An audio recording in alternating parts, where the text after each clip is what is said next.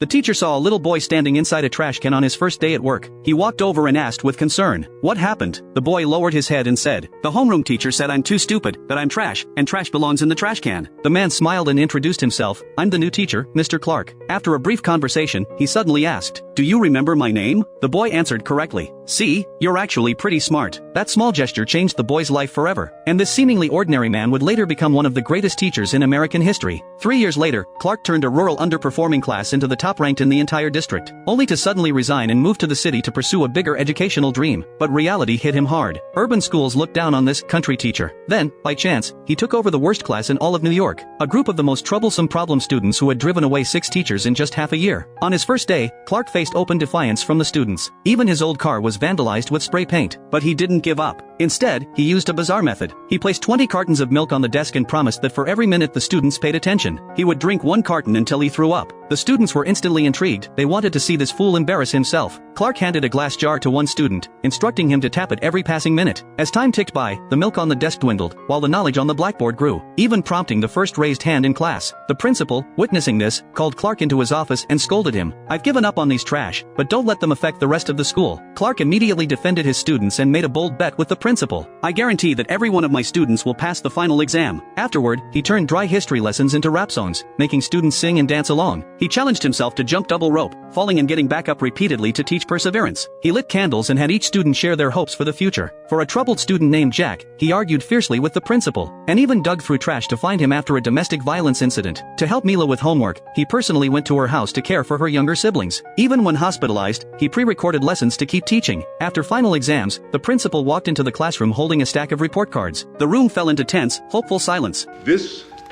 class, this 6th grade class, tested higher than any other class. The classroom erupted in thunderous applause. The principal continued, "You even tested higher than the honors class." The cheers grew even louder. These so-called trash students had achieved the impossible in just half a year. This is a true story. He proved with action. There are no bad students, only teachers who haven't found the right way to teach them.